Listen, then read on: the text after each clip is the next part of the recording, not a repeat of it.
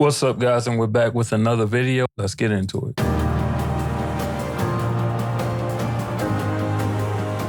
Let me start by saying that I am borderline blown away by what I've seen from the Fable reboot so far. New Fable developer Playground Games already had my trust. This is a studio that has produced nothing but one open-world masterpiece after another, but after learning a lot... I'm not sure if it's because his video is low quality. It says 1080-60, but I'm not sure if it's because his video is low quality, but it looks like it's just like a cloud of fog over it. Outside of that, the world looks good. I'm just not sure why it kind of looks like that. A lot more about what the team has in store for its resurrection of one of Xbox's biggest franchises. I'm even more bullish about where they're going with it. Playground has turned the Forza Tech engine into a medieval British postcard. Combat is multi-layered, 1,000 NPC... It looks so beautiful. Just like the foliage. I think they finally got black hair right if I could see this person get up close, because that's always a problem in video games. They never get black hair right. You got your chickens running around. I like how the cobblestone looks like over time it has sunk back into the mud. Those little details and stuff like that matters, like how this tree is growing out of the ground crooked because of the boulders that are around it. I'm just looking at what I can see. This is obviously a place. Oh, you can't even see my mouse. What the heck? Can I fix that really fast? Well, anyway, we're going to get on with it. But if you just take a look at the environment, you can see the things, the attention that was paid to the details so that you get the best experience you can possibly get. Townsfolk are waiting to be romanced, co-parented with, divorced from, and landlorded over, and there are chickens abound just waiting to be kicked. Alongside Fable's big coming out party at the recent Xbox Developer Direct, I also spoke with game director Ralph Fulton about the choices the studio has made with this revival, so there's lots to discuss. But first, if you'll permit me, a quick Fable history lesson. Bro, Fable was one of my favorite games. It's just been so long. I think the last Fable came out, I probably was still living in my first apartment. That probably is about 2008, 2009 at the most. And it was on Xbox 360. It's been a long time coming. Right out of the gate in the early 2000s, Fable was always fantastic, even if its early days on the original Xbox got a little extra scrutiny because its director at the time, legendary strategy game developer Peter Molyneux, made crazy promises about players planting acorns that would grow into full-size trees over the course of the campaign. But while that lofty systemic boast never came to be, the game that Lionhead delivered was nevertheless a rich, textured, uniquely British fairy tale that players could meaningfully affect change in. Whether their good deeds manifested a literal halo over their heads, their sheer evil caused actual horns to sprout from their skull, or they got married to a townsperson and lived a whole other life outside of the bigger picture quest within the world of Albion. Lionhead arguably perfected the formula in the Xbox 360 sequel, adding a dog who'd be by your side throughout the story, and Fable 3 tweaked it further still while making the questionable in hindsight decision to... Okay, so the last one was Fable 3. I don't even remember Fable 3, to be honest. I remember I played Fable 3. I can't even remember if it was good or not. It's been so long. Move the timeline forward by 500 years, thereby changing the entire look and feel of Albion. And then Microsoft, well, they royally screwed the franchise up by trying to turn it into a 4v1 multiplayer game that cost the studio its entire existence. That's a story for another day. And since then, the franchise has been dormant for over a decade.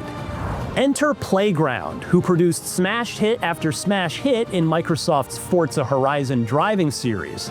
Fulton told me that Playground was looking to expand and build a second team after Forza Horizon 3. Quote, Okay. I don't remember who said the word Fable first, but as soon as I heard it, I was like, that has to be it. That fits so perfectly. It's a series that we adored here and still do. I don't know.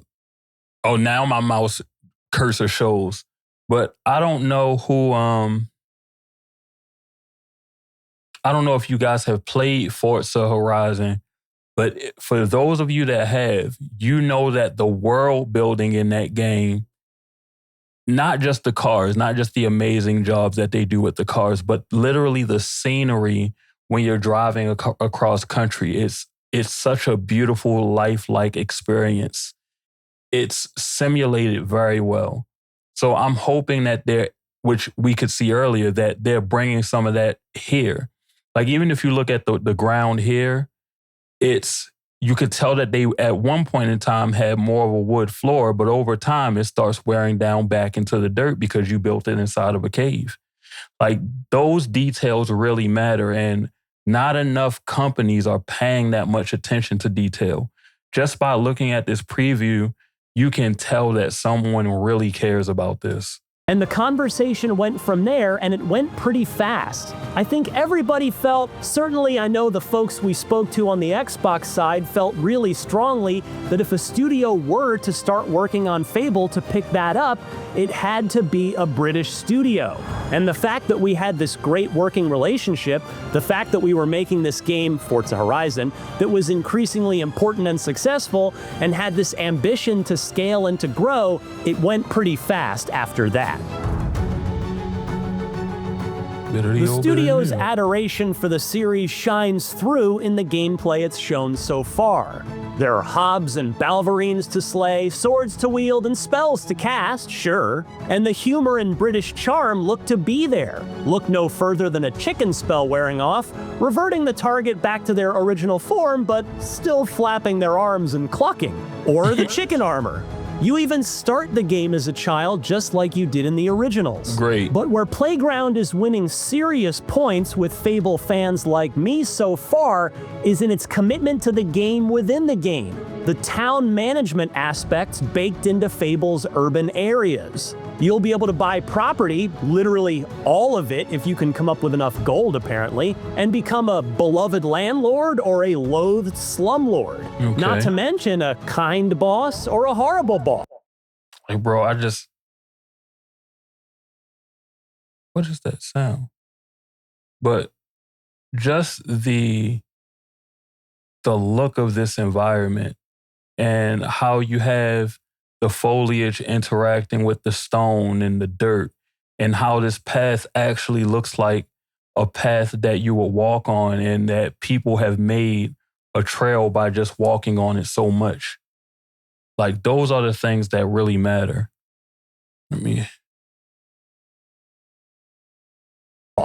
Should you purchase any businesses. You can also date and marry all of them, have kids with them, and should it come to it, get divorced. There are also jobs to partake in, like blacksmithing.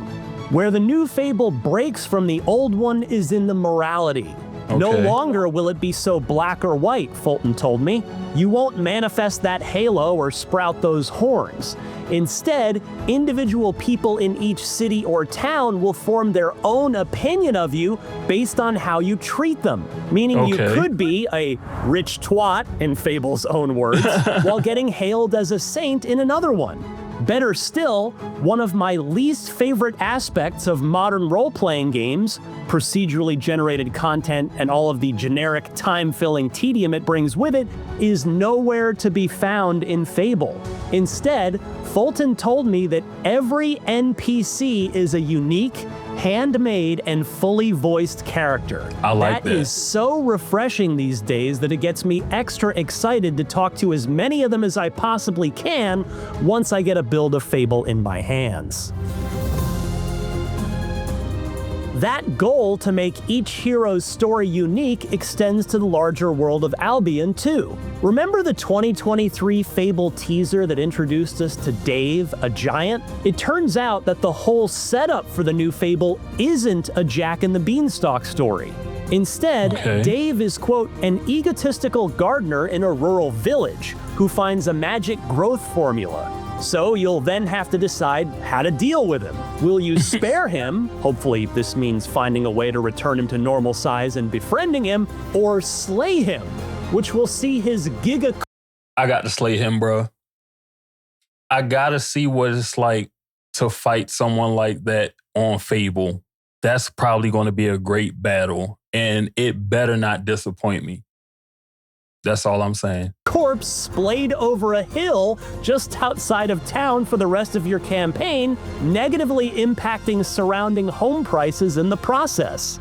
And so if Dave's foray into gigantism is merely a quest, perhaps that means this Fable isn't as much of a departure from the originals lore-wise as that video had led me to believe. In fact, I point-blank asked Fulton whether or not this is a true reboot, or if this Fable is in some way connected to Lionhead's originals, and he had quite a telling answer for a supposed non-answer. He told me, quote, "I'm going to avoid that question, Ryan, and I'll tell you why. We touch very lightly on story in the Dev Direct piece, but honestly, what we really wanted to do is come out and speak to the detail in the game and answer all those questions that people inevitably have about the game we haven't answered before. We're going to talk more about story later in the year, so I'm not going to say yes or no to that particular question just yet. What I would say is with this being a reboot, it felt really imperative for us to clear the space to tell a story that we want to tell within Albion, which is why this isn't a sequel, for example. This isn't necessarily connected to the original timeline or events or characters, but we do share lore, and some of that originating lore of the Fable universe is really important to our story." I think that is the perfect approach to this. Because anytime you make a sequel to the game, you're directly going to compare it to those before. Now, those of us that played this game before, we're probably still going to compare it anyway, which at this point in time, graphically, there's not going to be a comparison. But if you're going to continue to use the lore, but also introduce new story, new events, new characters, I think that's the best way for them to go. Make of that what you will. Okay, what's the concern? So Fable seems to have the look, the humor, the moral choices, the quintessentially British charm. Playground, to put it simply, seems to understand the assignment here. And the studio, as I mentioned earlier, absolutely gets the benefit of the doubt from me on account of its impeccable track record since its inception. What then am I worried about? There is one thing, and it's a key part of Fable: combat. To be clear, I'm not in any way judging Fable's combat based on what we've seen so far. How could I? I haven't played it for myself yet. However, for as talented as Playground is, it's never made a game with combat before. It's not that all of the delightful town management and That's a fair concern, but I think they might have it. The only thing that I will say is I typically don't like games when the character that I'm hitting is not reacting to it. Like, yeah, you're a giant chicken, but if I slash you with a sword, you should react.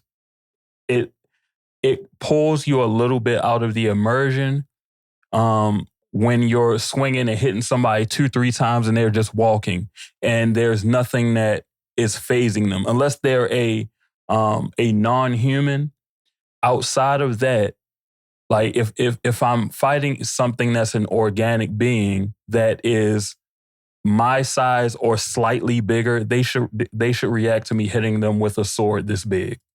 PC relationship stuff suddenly means nothing if the combat doesn't deliver, but Fable will have a big problem if battling Balverines isn't a blast. Oh, and I suppose I'll be honest and share one actual disappointment with what I've seen of Fable so far. What's that? The fact that horses seem to be your only four-legged companions.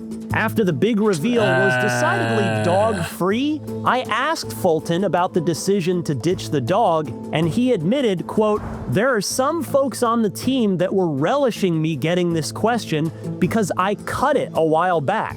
You know what? For development reasons, right? I don't need to go into any more detail than that, except to say there are a substantial number of people on the team who have yet to forgive me for that decision." I don't forgive you. I know full well that game development is extremely difficult and that Fulton probably has a very defensible reason for not moving forward with Fable 2's signature feature. It stung a little extra when he told me that Fable 2 was his favorite of Lionhead's original trilogy, but as a player, I'm still allowed to be bummed out by it. Here's hoping it's first on the new features list for the sequel, should we get that far.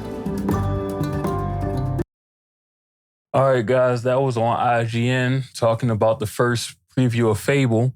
You guys tell me what you think about the game. Have you played Fable before? If not, are you looking forward to purchasing your first Fable game?